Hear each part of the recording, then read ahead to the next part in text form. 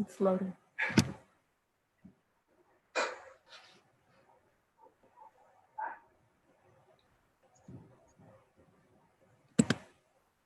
It's loading.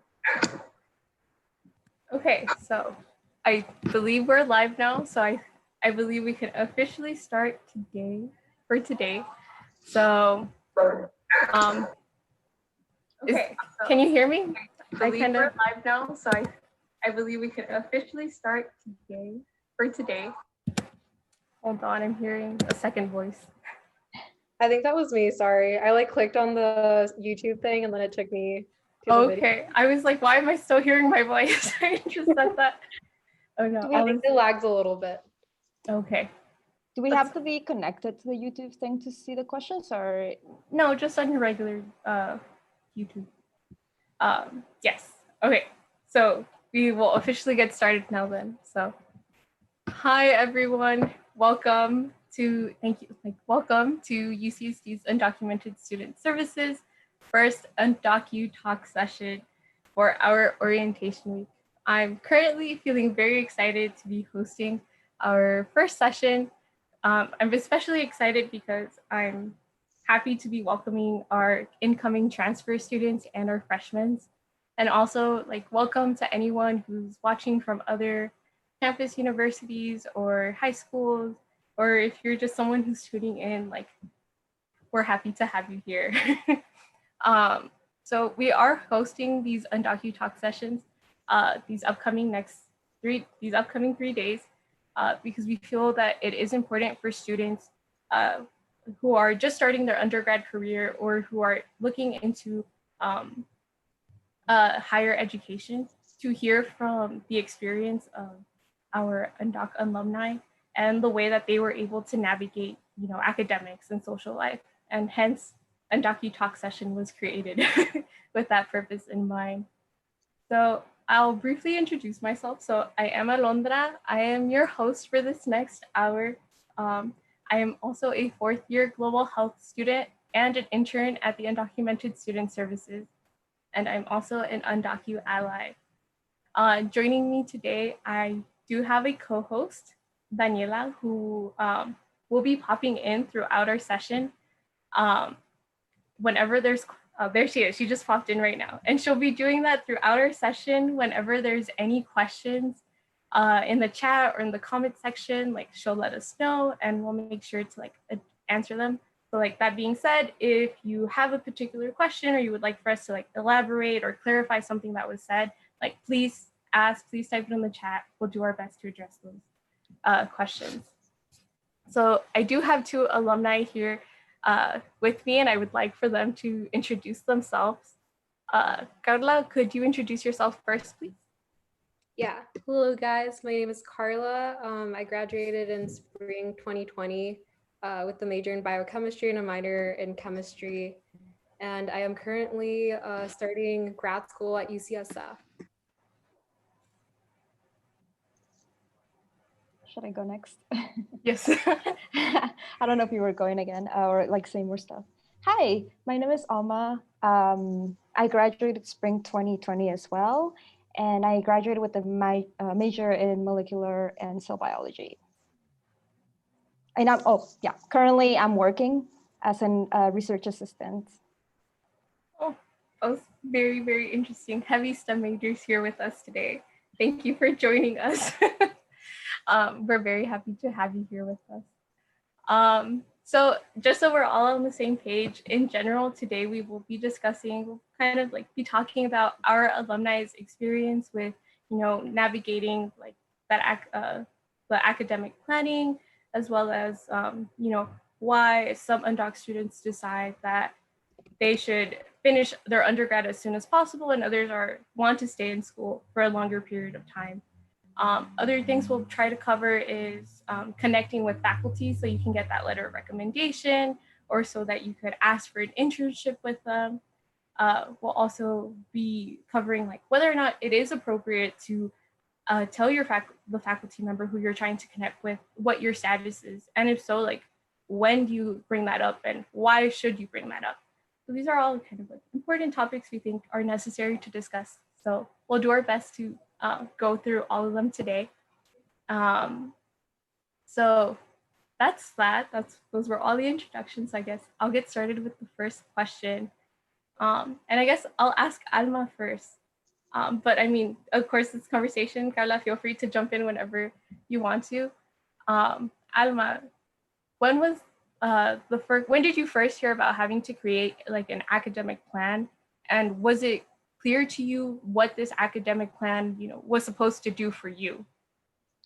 Yeah, so I should mention that I am a transfer student. So I did a few years at community college and then transferred to UCSD to finish my degree. So I first heard of an academic plan when I was a freshman in community college, and you had to have this a plan to know what classes you're going to take, especially because there are certain classes that you need prerequisites and certain stuff that you need to get done before getting into that class. So that's when I first heard of it. What was the second question? Was it like clear to you what this academic plan was supposed to do for you? It was, because I had a good counselor at that time that cleared out all my questions. I'm a first gen student as well, so I didn't know what a minor or major was beforehand, what was a unit, like what is that, right? So I had that those questions for my counselor, and so it was pretty clear for me. Did I follow it? Probably not. There was things that I changed around depending on how things worked out. Okay, yeah, for sure. One thing with academic plans is that they're always changing. You start off with one thing and you end up with something completely different. But I guess one thing I kind of can't help but wonder is just like, how does one even get started with creating this academic plan, say if they didn't meet with like a counselor or someone that could like guide you the whole time? Yeah, so I would advise whoever to look at that major or multiple majors that you're interested in if you don't know exactly what you want. And a lot of the times they have their catalogs online where you could see what classes you need to have in order to get that major or minor. And then from there, you could just kind of maybe build it. And there's also templates that each school can provide if it's by quarter or by semester, and try to build yourself a plan. Yeah, it would be it's going to involve a lot of research. Can we share screens on here? For sharing screens, I know like UCSD has their website where you can like input your major and it'll kind of give out an academic plan. So I don't know if you can show them that website. So I think it would just be easier kind of to like let them know that, because I know what you're talking about. You're talking about that 4-year plan that it kind of makes for you, right? Yeah. So I believe you find that on the Virtual Advising Center. I think I can actually pull up a little screen of it right here. I have one. So yes. Well, for me, I just Googled it. Like I was like, academic plan for molecular bio or geology. And then the name of the school, obviously. Okay. I can pull up my screen real quick, Carla, and if you kind of like want to like, or if you want to pull it up, that's also completely fine. If I can, I don't know if it'll let me. You should be able to.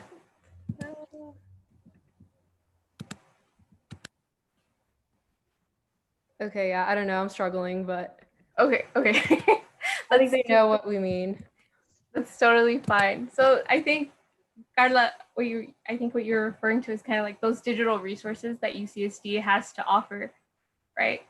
So like you feel a little bit more confident on whether or not your academic plan looks correct.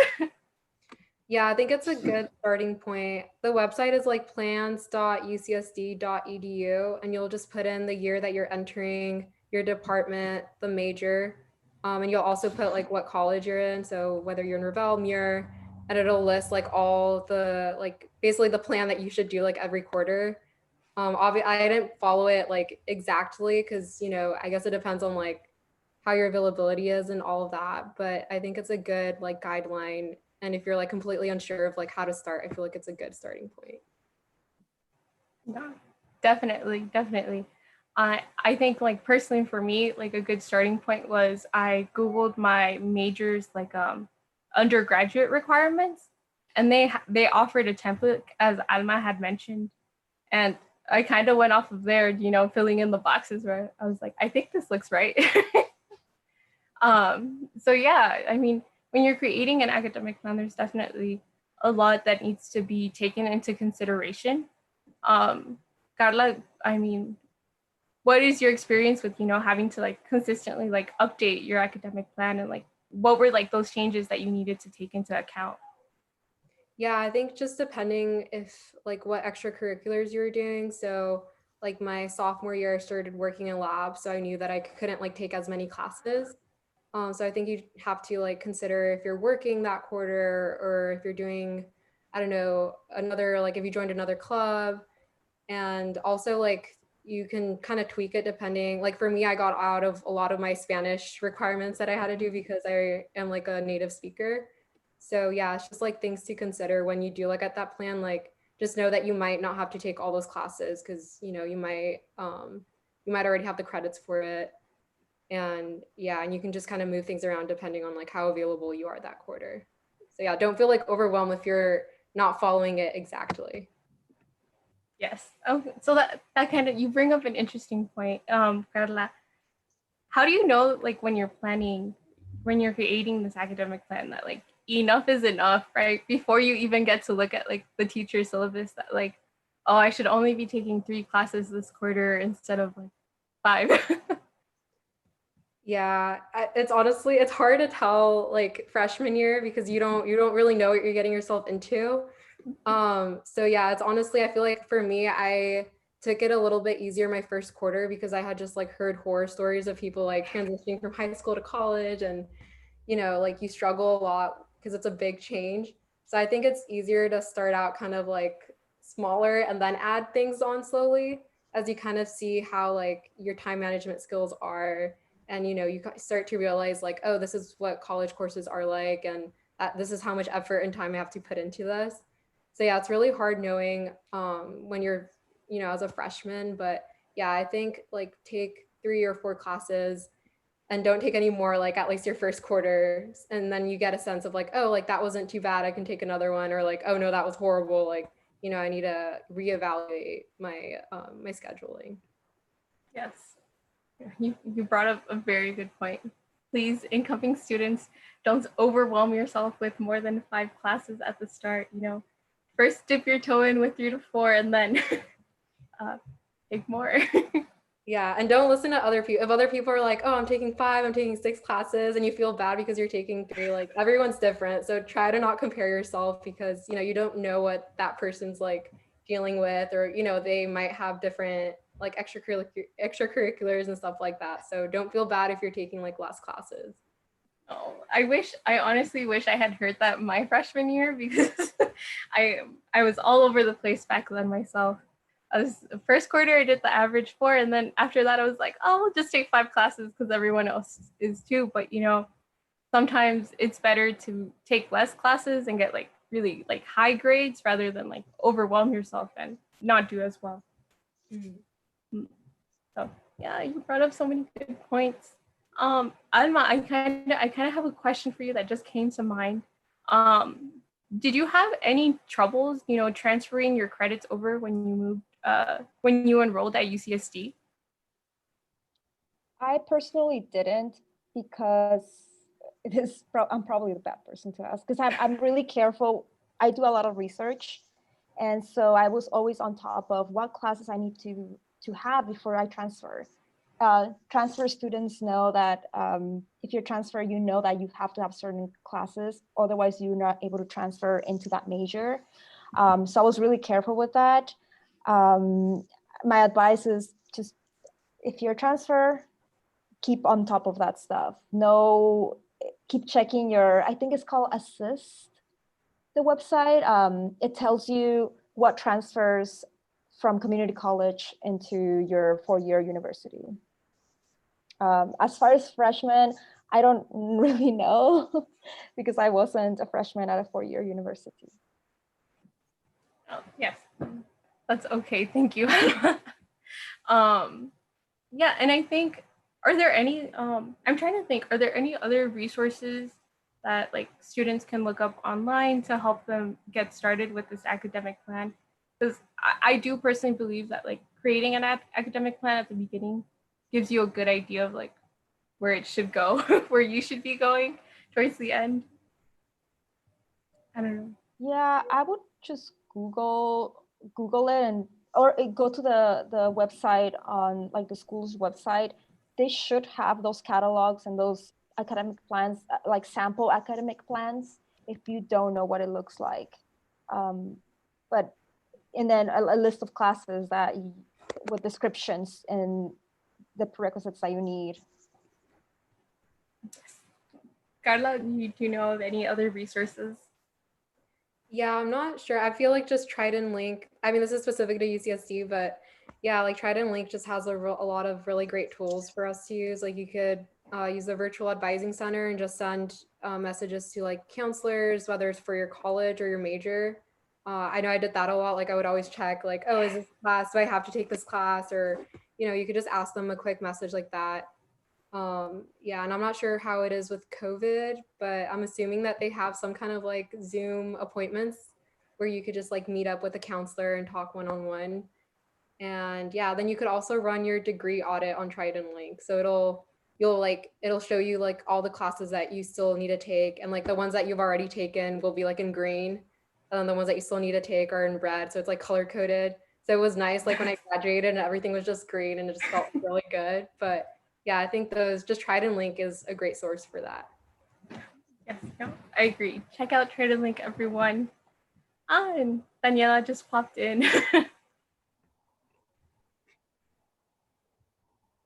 Oh, we can't hear you, Daniela. Yeah.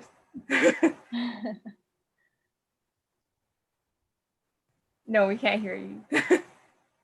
I mean, you could type the question in the chat if that works.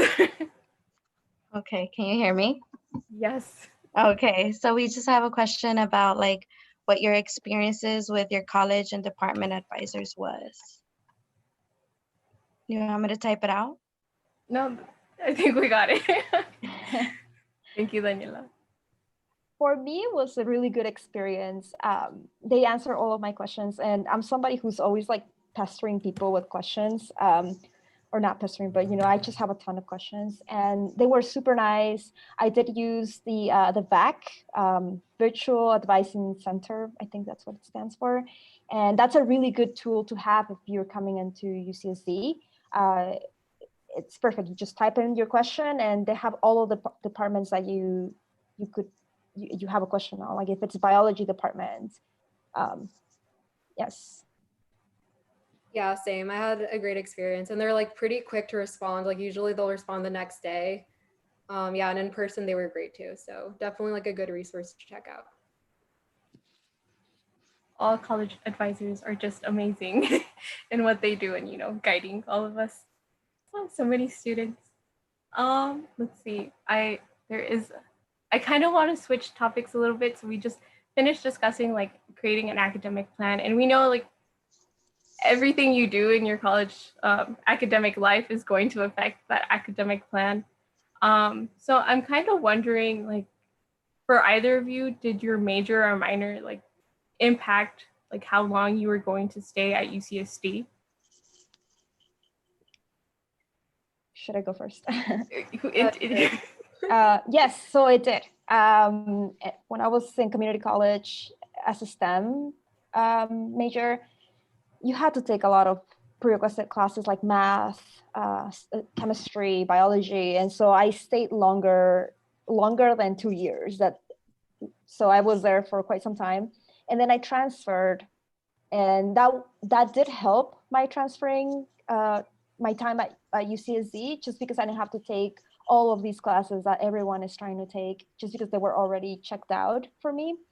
So yes, I would say being a STEM major kind of impacts how long you're going to be at university.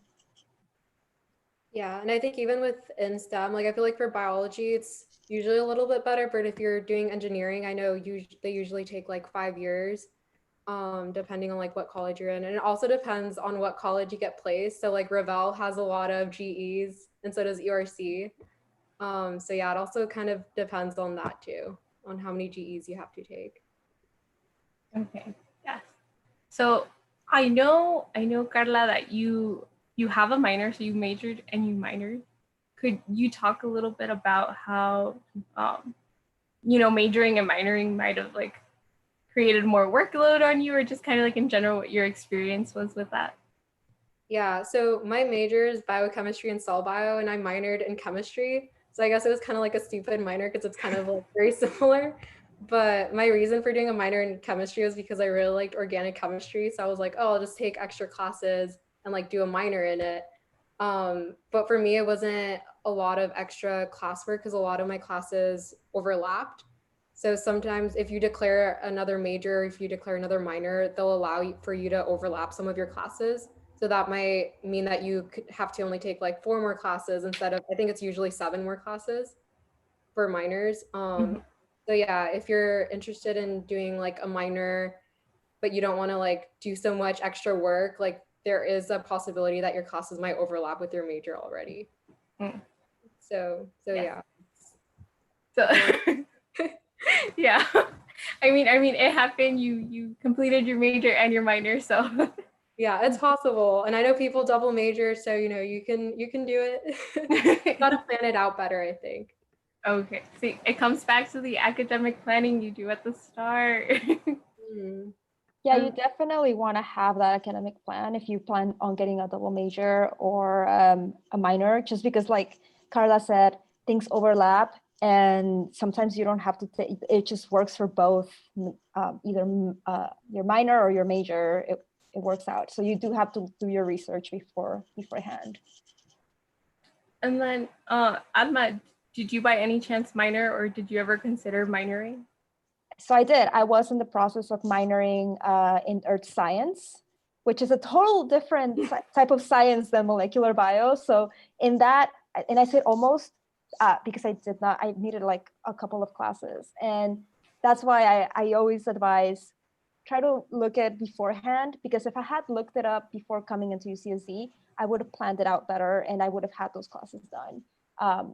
Since that minor and that in my major didn't really overlap all that much. And did you choose like earth science as a minor because it was of like interest to you, or yeah? It was interest, and also because at that time I wanted to do research in sort of like biogeochemistry type of stuff, bacteria involving like in the environment, and it made sense to me to have those. But I liked geology, so it worked out. Yay, that's good to hear. And then, Carla, another question I have for you is, so I know like biochemistry and chemistry, they're really closely related, but did you like find that like your minor was helpful or beneficial to you in any way, like those extra 4 classes that you took? Yeah, I don't know. I guess it made me like value people that major in chemistry more because it was a little more difficult than like my regular bio classes. Yeah, and I guess it just helped me see like kind of a different perspective of like seeing things more structurally. But besides that, I think it was just like an interest that I wanted to follow. Okay. Oh, that's really good. I think one thing to like know about minors, because I didn't know this until last year, is minors don't show up on like your diploma. I was considering minoring myself, and then I heard that, and I was just like, oh, I'm not sure why I would do this anymore, right? But I think like that reason, like God, like you just said, it gives you that extra experience, right? It brings like more structure and like understanding to like this material that you're interested, and like things are always like related to each other in one way or another. So I think it definitely like minoring definitely opens up like your perspective to things. I think also depends on what your plan is to do after college. So if you want to go to grad school in something that relates to that minor, it's good to minor because you've taken those classes that the grad school will see. That was my original plan. I wanted to do something in like Scripps Institute of Oceanography. And so my plan was like, I have these classes, even though it's not my major, but I've taken them. And so I think it depends what you wanna do. Yes, that's a really good point, because I mean, you're kind of going into like the idea that like when you get into your undergrad, right, you kind of already want to have like a decent, like a clear idea of what you want to end with, so you make sure you get like those prerequisites out of the way, and then you're not like struggling all the way at the end, like, oh, I need to take this class and that class, and then you end up taking another year or another quarter, just trying to get everything done. Yeah, I know that was gonna be my case. That's why I didn't end up doing my minor. And at the end of the day, it doesn't really matter. Things change, so it's totally fine. Oh, that's good. Very good. So kind of like in general, I kind of want to throw out like what do you all think are like some pros and cons of like finishing school early, or like staying an extra year, like as an undoc student? Like is there a difference, right, between just like, oh, I need to stay that extra year because like I didn't take this class, or like, you see my flow? Carla? I can take it. Yeah, so I guess like if you graduate early, money is always like a pro of that. So you're saving that extra money that you would have spent that extra year.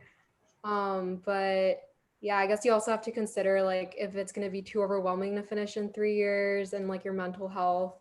And then at least for me, I took the 4-year route, and I guess maybe I could have graduated a year early if I had planned it out better, but I don't know. I feel like I needed that extra year to just like get more research experience.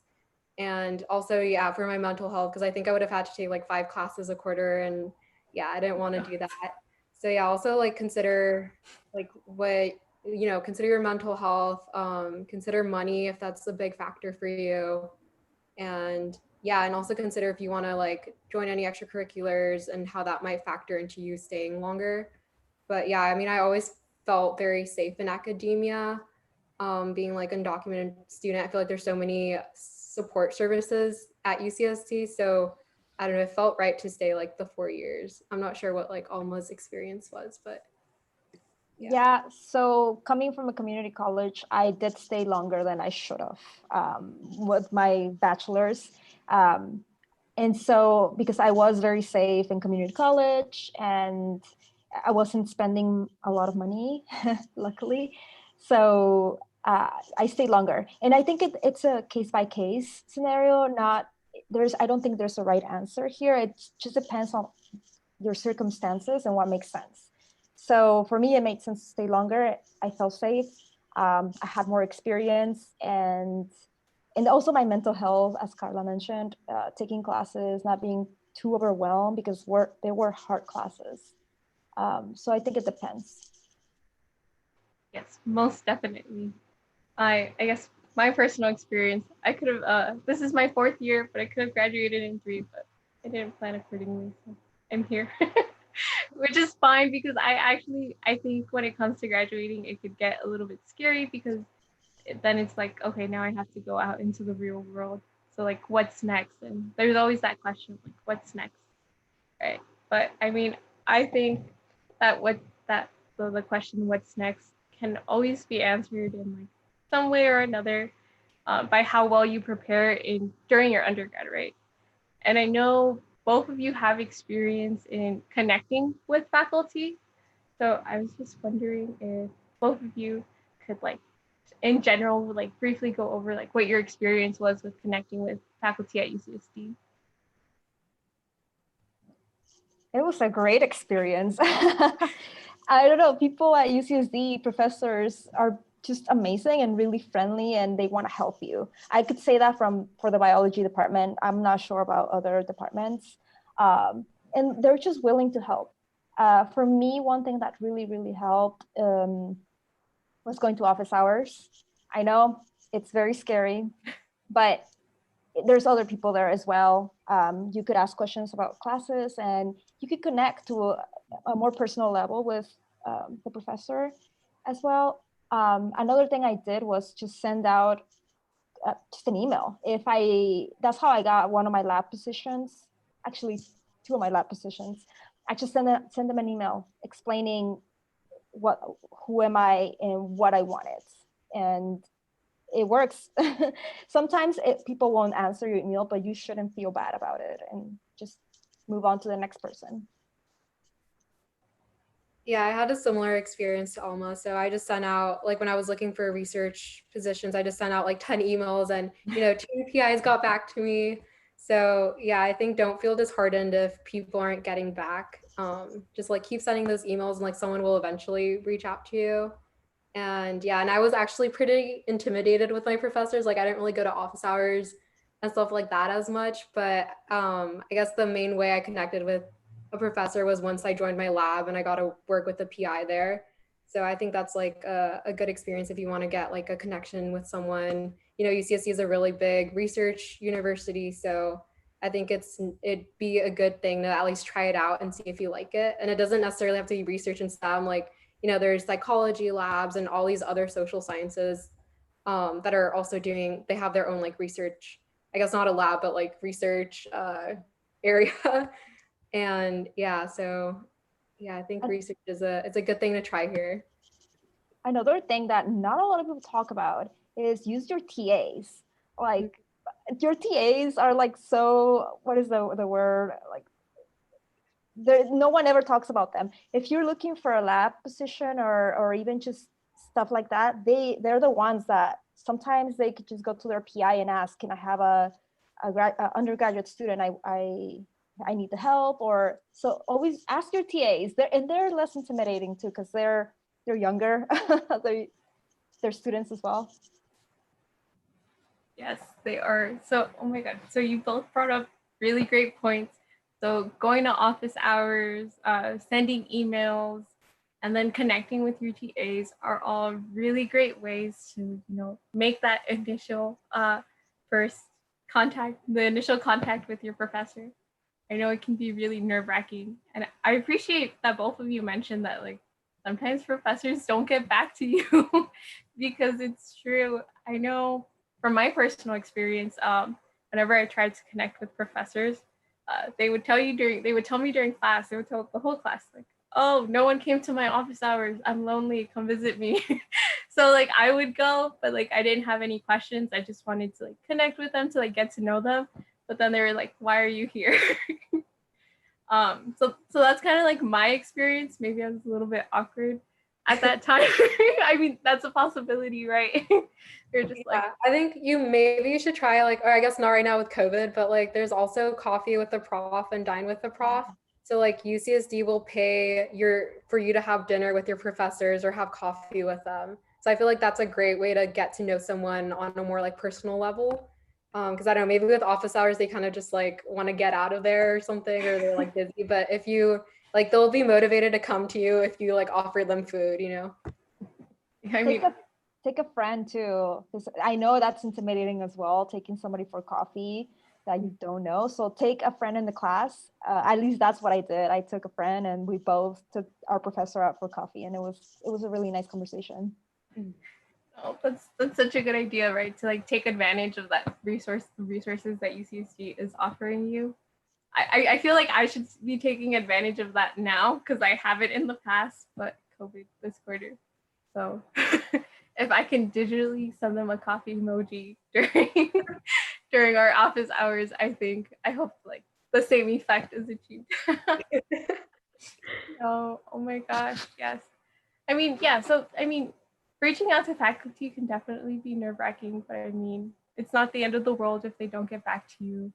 I mean, and when they didn't get back to you, is there like, how did you like deal with that situation?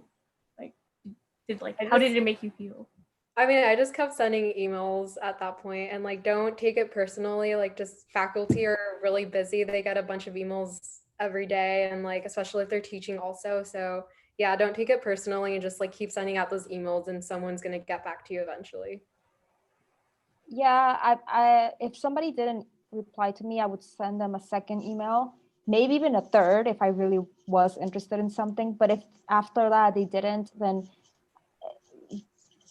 there's nothing else to do. It's not, just move on to the next person.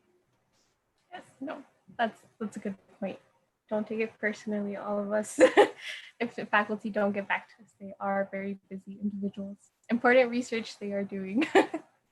So I kind of wonder, like, how early into like your undergrad did both of you reach out to your faculty members?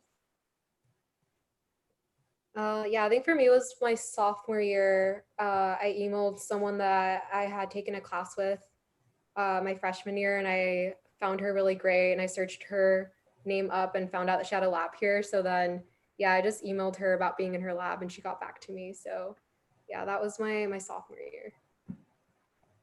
For me, I did it before transferring to UCSD. As a community college student, there is no research at the community college. So I just kind of found something outside. And then once I transferred to UCSD, I did it the second quarter I was there. My first quarter, I took it really, really slow. But then my second quarter, I was already emailing people.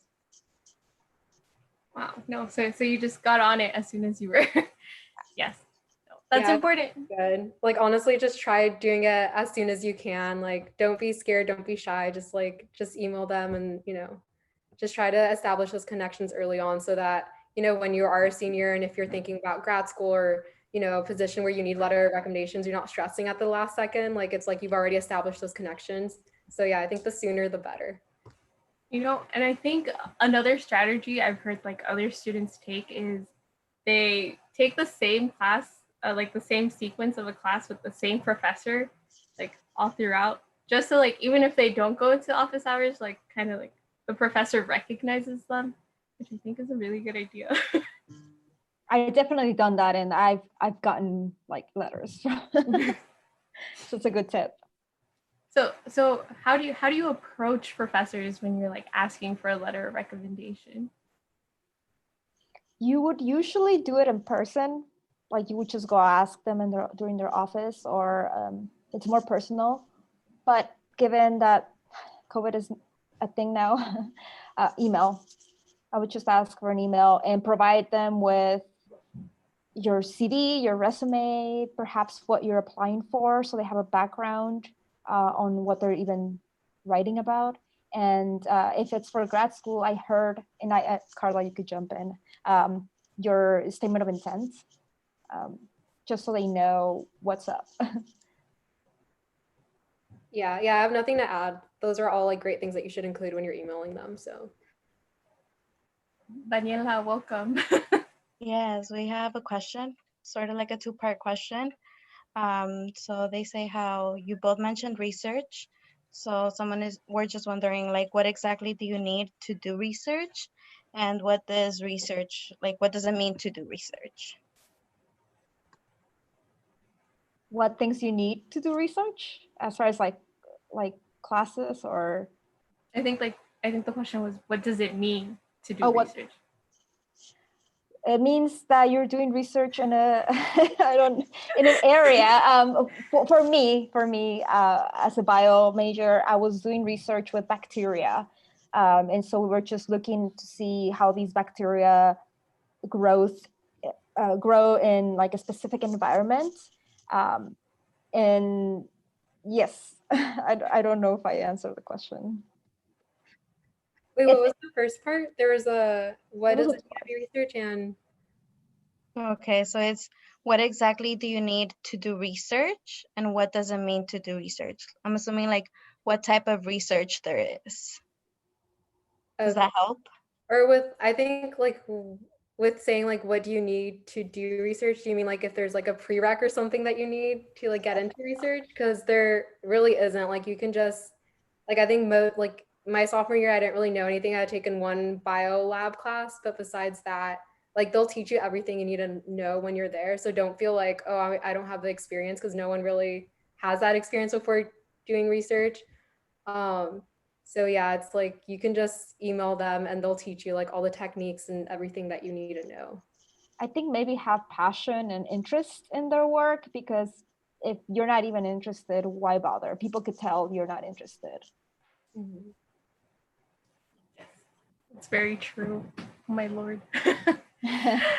um. So yeah. So what is research and yeah. Oh, okay. Sorry. I was also thinking about that question. I was just like, what does it mean to me and how like I have taken like advantage of like research opportunities. But I kind of want to ask another question because I want to make sure we like get through everything. Is have you either experienced or heard of like students just like reaching out to professors and asking for like a letter of recommendation when like there was no like contact? And like Alma? Yeah, I've heard of people do that, and sometimes it works out, sometimes it doesn't. So certain teachers will not write a letter for you if you haven't taken their class, obviously, and if you didn't get a good grade in the class, and if they just didn't really know you. So it's always good to establish those connections with any professor that you potentially want them to write a letter. Yeah, I think at least like go out and get coffee with them once or something, or do something to get to know them a little bit before you ask. Because I think a lot of the times, like if you're applying to grad schools, like they'll be able to tell that that person didn't really know you. You know, they'll just put like the most basic stuff about you. So yeah, I think it's important to at least like go get coffee with them or do dinner with a prof or something, or go to their office hours like a few times so that they at least somewhat know you. Yes. Yes, that is important. Make your presence known, everyone. So kind of still along this lines of like connecting with faculty, but rather than like asking for a letter of recommendation, what if you're like asking for an internship? Does um did it ever like occur or did the thought ever occur that like I might have to disclose my status to like this faculty member who I'm trying to get an internship with? I personally did not disclose any of that information. It wasn't needed, and I mean, still isn't needed from like my PI doesn't know. But it's not an issue. I just don't feel comfortable sharing that information. And so, yeah, I mean, it worked out. You just have to be really careful with what you're signing. And obviously, you can't do federal things. If it's like a federal, like the NIH, which is a federal thing that provides internships for students, you cannot do that. It says in the requirements. So be really careful with what you're applying for. Yeah, similar experience. I've never had to like disclose it to my PIs or anything, and I just didn't really feel comfortable talking about it with them. But I don't think like my PI would have said anything negative, or you know, I feel like the UCs are really good with making undocumented students feel welcome, and the faculty feel that way too. But as for like just because we're talking kind of about like fellowships and scholarships and stuff like that, if you guys search up like undergraduate research scholarships, there's one for undocumented students. So you can apply to this. I did this for 2 summers, and they'll give you like a $5,000 scholarship. So you could use half of it for your rent and then half of it for food. And at the end of you'll spend your summer doing research in a lab. And then at the end of it, you usually present in a summer research conference at UCSD. So this is like a really good experience if you're thinking about getting into research. And yeah, they'll give you $5,000. So yeah, if you want to search it up, the undergraduate research scholarships, and then I think it's called the New Scholars Program for undocumented students. Also, the Undoc Center has a fellowship. I don't know if you want to explain more about that, Alondra, but No, go ahead, Alma. yeah, so I was a fellow for my last year, for a year, and they give you a stipend every quarter. Every quarter, and you're able to choose a lab and just do research. And then obviously there's going to be professional development workshops that you have to attend with this fellowship, and you have to do a presentation at the end, and blog post, I think it was like, so there's these little things that for professional development that you have to do. But I mean, overall, you could do it as an undocumented. Yes. So the program you're talking about is the Dream Fellowship program that is hosted by the Undocumented Student Services. So basically, you get a stipend for working under a lab, under a faculty member doing research with them. That's what the program is about. And we do have other fellowship programs, so that's just one.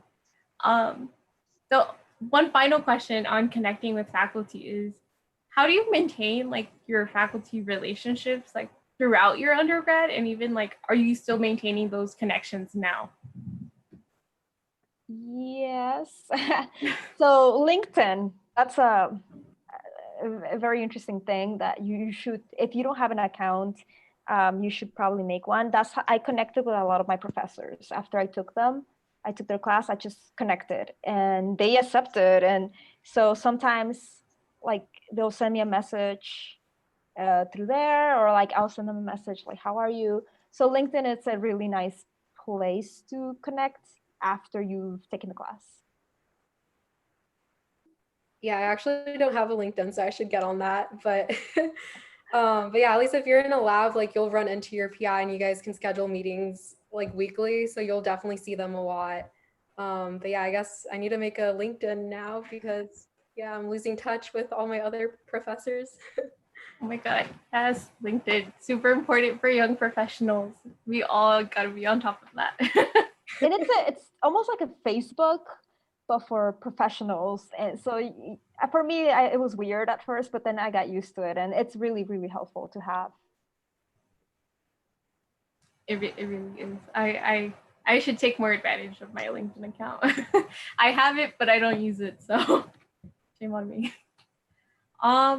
But yeah, we're almost at time, and I want to make sure I ask Carla specifically. I would like to ask you this question, but I'm not feel free to like jump in. So I know you're in grad school right now, and you just started grad school. It's your second week. My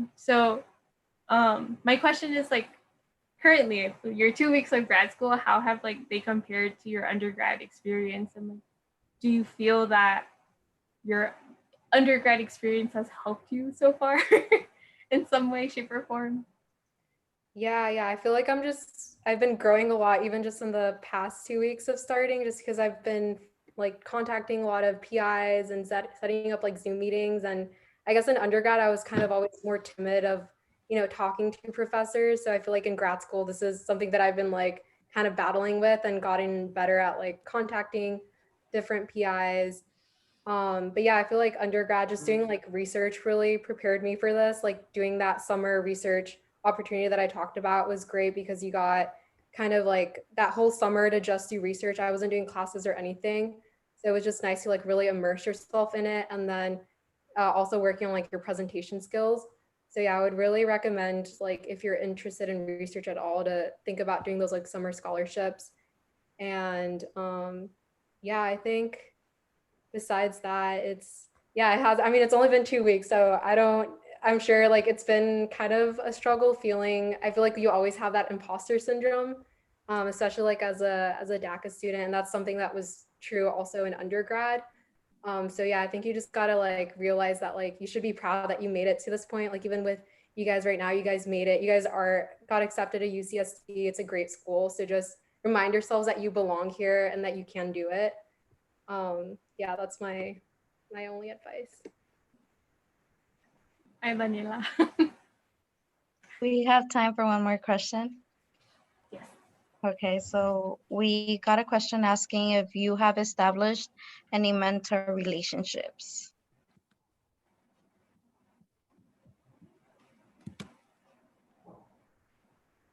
Is that to all of us or?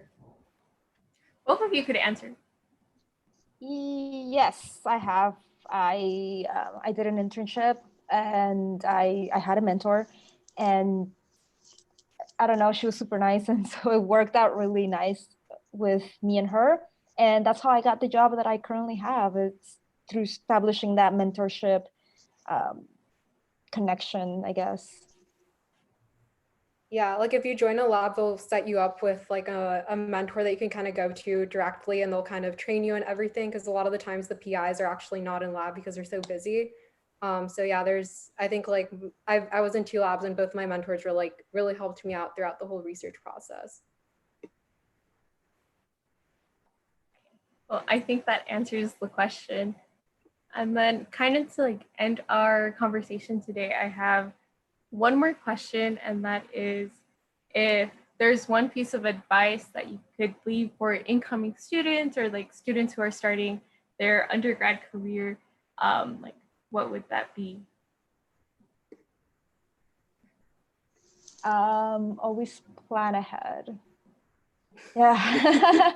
Yeah. Try to be one step forward. I don't even know how to say that, but always plan ahead. Do your research. Always, because that will save you. And also, don't compare yourself to anyone else, because that's another thing that it's difficult going from a small school to a large university. Is you're comparing yourself, your GPA, with somebody else's, and that is that's a big no. Just focus on yourself. Yeah, I think that's definitely like the biggest thing that you should get out of college. Like, just don't compare yourself. You're gonna go down your own path, and that's okay. You know, we all have strengths and weaknesses. Yeah, I was about to say something else, but forgot.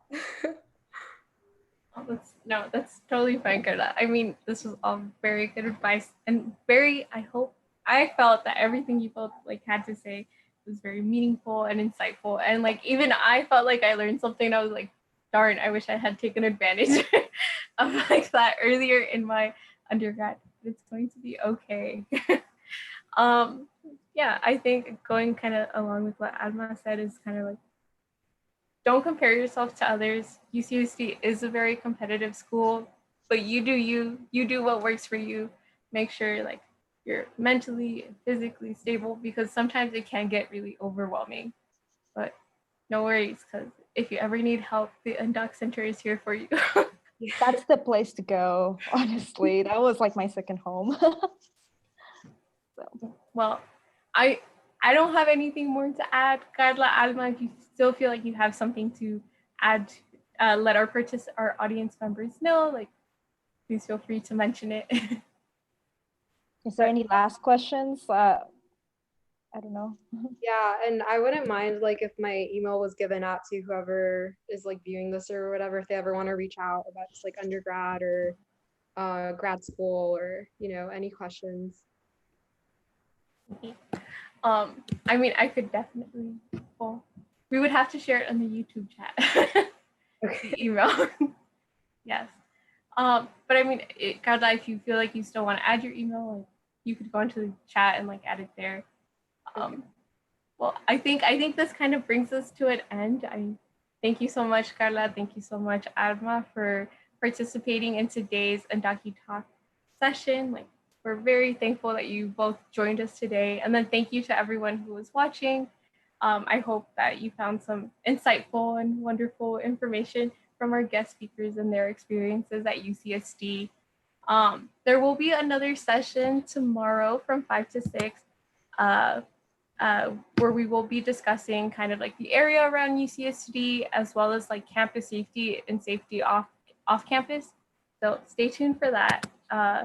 Happening tomorrow, 5 to 6, here on our YouTube.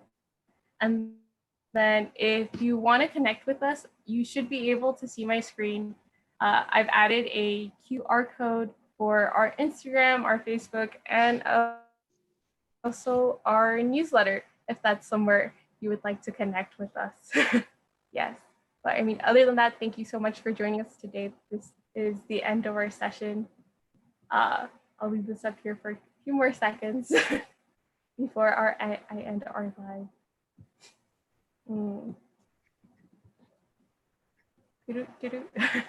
Elevator music seems about right at this time. Okay.